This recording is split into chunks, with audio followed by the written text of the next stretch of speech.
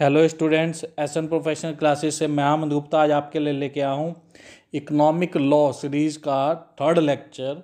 तो चलिए students start करते हैं। आज का जो फर्स्ट क्वेश्चन है वो है हमारा prevention of money laundering act 2002 से संबंधित। तो स्टूडेंट्स क्वेश्चन है हमारा, धन शोधन निवारण अधिनियम 2002 लागू हुआ था। तो इसके चार ऑप्शन दिए हुए हैं ABCD। बेस्ट तरीका आप इन क्वेश्चन को रीड करें और उसके बाद जवाब दें और उसके बाद हमारे द्वारा बताए गए आंसर से उनका मिलान करेंगे। तो स्टूडेंट्स इस क्वेश्चन का जो करेक्ट आंसर है वो है 1 जुलाई 2005 को prevention of money laundering act 2002 यानी कि धन शोधन निवारण अधिनियम 2002 लागू हुआ था। तो स्टूडेंट्स आगे बढ़ने से पहले हम इसके बारे में जान लें छोटी सी डिटेल कि क्या है मनी लॉन्ड्रिंग निरोधक अधिनियम या prevention of money laundering act 2002। तो स्टूडेंट्स मनी लॉन्ड्रिंग से आशय अवैध तरीके से कमाए गए काले धन को वैध तरीके से कमाए गए धन के रूप में दिखाने से होता है। मनी लॉन्ड्रिंग अवैध रूप से प्राप्त धनराशि को छुपाने का एक तरीका है। हालांकि इस तरीके को के रोकथाम के लिए भारतीय स्तर पर इसके संदर्भ में मनी लॉन्ड्रिंग एक्ट 2002 को 1 जुलाई 2005 से संपूर्ण भारत में लागू किया गया, लेकिन इसे अंतर्राष्ट्रीय स्तर पर भी इस कदम को रोकने के लिए, इस प्रकार की हेराफेरी को रोकने के लिए एक संस्था बनाई गई है जिसका नाम है financial action task force FATF। इसकी स्थापना हुई थी 1989 में। आपको इसकी फुल फॉर्म एग्जाम के पॉइंट ऑफ व्यू से तैयार होनी चाहिए, फुल फॉर्म और इसकी स्थापना कब की गई थी। तो इसकी फुल फॉर्म है FATF की फाइनेंशियल एक्शन टास्क फोर्स और स्थापना हुई थी 1989 में। ये भी अच्छे से आपको याद होना चाहिए। चलिए स्टूडेंट्स नेक्स्ट क्वेश्चन जानते हैं कि जो धन शोधन निरोधक अधिनियम 2002 का विस्तार कहाँ तक है। नंबर A पूरे भारत में फैला हुआ है, ऑप्शन B जम्मू कश्मीर को छोड़कर पूरे भारत में, ऑप्शन C पूरे विश्व में, ऑप्शन D उपरोक्त में से कोई नहीं। तो स्टूडेंट्स ये जो धन शोधन यानी कि prevention of money laundering act 2002 जो है ये संपूर्ण भारत में एप्लीकेबल है।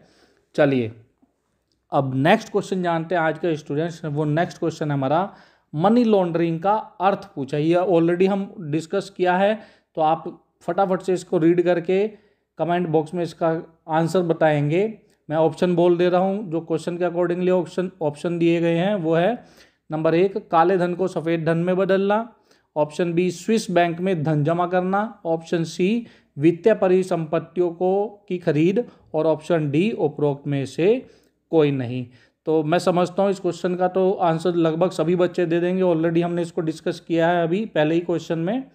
चलिए नेक्स्ट क्वेश्चन है स्टूडेंट्स, मनी लॉन्ड्रिंग एक्ट 2002 का प्रमुख उद्देश्य है। मनी लॉन्ड्रिंग एक्ट 2002 का मुख्य उद्देश्य क्या है। ऑप्शन दिए है मनी लॉन्ड्रिंग को रोकना और नियंत्रण करना, ऑप्शन B कर जमा करना, ऑप्शन C मनी लॉन्ड्रिंग के अपराध के लिए सजा प्रदान करना।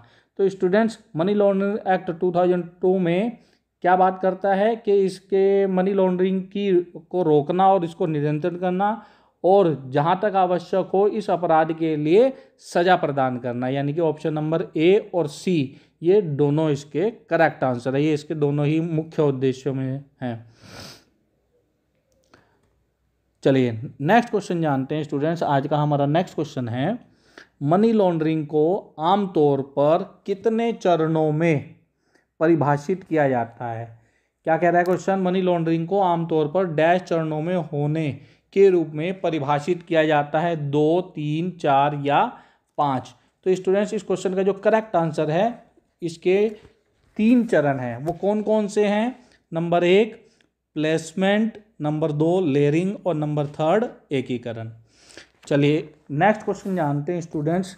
नेक्स्ट क्वेश्चन क्या है, मनी लॉन्ड्रिंग की प्रक्रिया में पहला कदम क्या है। हमारे से पहला कदम पूछ रहा है, तो स्टूडेंट्स स्टेप वाइज याद करेंगे कि इसका पहला स्टेप क्या है, प्लेसमेंट, सेकंड है लेयरिंग और थर्ड है आपका एकीकरण यानी कि इंटीग्रेशन। प्लेसमेंट क्या है, पहले चरण के अंतर्गत नकदी बाजार में आती है और इसमें लॉन्ड्रर अवैध तरीके से कमाए गए धन को वित्तीय संस्थानों जैसे कि बैंक या अन्य प्रकार के औपचारिक या अनौपचारिक वित्तीय संस्थानों में नकद जमा करता है। लेयरिंग में क्या है? लेयरिंग में मनी लॉन्ड्रिंग में दूसरा चरण लेयरिंग का है, जो कि धन छुपाने से संबंधित है। इसमें लॉन्ड्रर लेखा किताब यानी कि बुक्स ऑफ अकाउंट्स में गड़बड़ी करके और अन्य जो हमारे संदिग्ध लेन देन करके अपनी असली आय को छुपाता है। लॉन्ड्रर धनराशि को निवेश के साधनों जैसे कि बॉन्ड, स्टॉक्स और ट्रैवलर्स चेक या विदेशों में अपने बैंक खातों में जमा करा देता है। यह खाता अक्सर ऐसे देशों के बैंकों में खोला जाता है जो कि मनी लॉन्ड्रिंग विरोधक अभियानों में सहयोग नहीं करते हैं। और थर्ड है आपका एकीकरण, इंटीग्रेशन।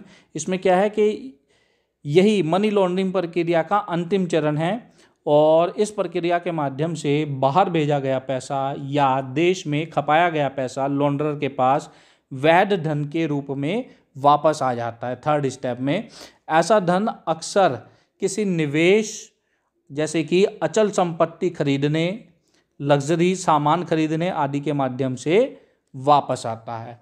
चलिए स्टूडेंट्स, अब नेक्स्ट क्वेश्चन जानते हैं। नेक्स्ट क्वेश्चन है मनी लॉन्ड्रिंग की प्रक्रिया में दूसरा चरण क्या है? तो स्टूडेंट्स, पहला चरण है प्लेसमेंट, दूसरा चरण है लेयरिंग और थर्ड चरण है एकीकरण। ध्यान रखेंगे, दूसरा चरण पूछा है इस क्वेश्चन में, तो दूसरा चरण कौन सा है? लेयरिंग का। और नेक्स्ट क्वेश्चन है हमारा मनी लॉन्ड्रिंग की प्रक्रिया में तीसरा चरण क्या है? तो स्टूडेंट्स, ये इनके स्टेप्स के बारे में अलग अलग क्वेश्चन बनते हैं। तो थर्ड स्टेप कौन सा है? वो है आपका एकीकरण। चलिए अब स्टूडेंट्स हम आज का नेक्स्ट क्वेश्चन जानते हैं। नेक्स्ट क्वेश्चन क्या है कि मनी लॉन्ड्रिंग का प्रभाव है। ऑप्शन ए अपराध और भ्रष्टाचार में वृद्धि, ऑप्शन बी वित्तीय संस्थानों को कमजोर करना, ऑप्शन सी ए और बी दोनों और ऑप्शन डी उपरोक्त में से कोई नहीं। तो स्टूडेंट्स, क्वेश्चन है हमारा मनी लॉन्ड्रिंग का प्रभाव क्या होगा?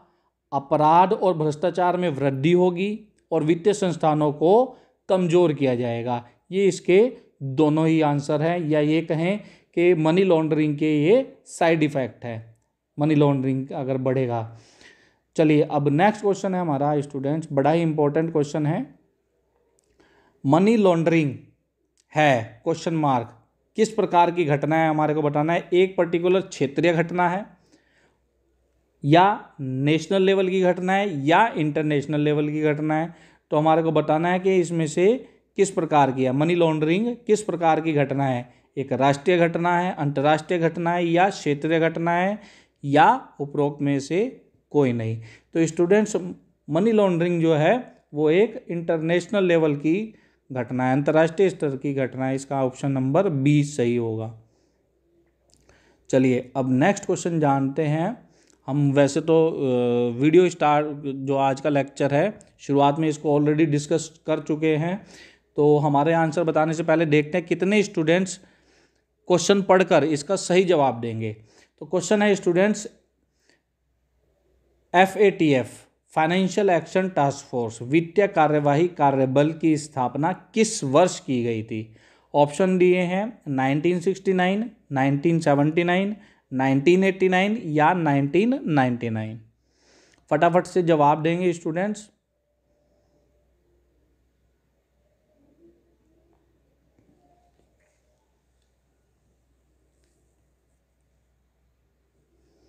चलिए जानते हैं इस क्वेश्चन का जो करेक्ट आंसर है स्टूडेंट्स, वो है फाइनेंशियल एक्शन टास्क फोर्स की जो स्थापना की गई थी वो 1989 में 1989 में की गई थी।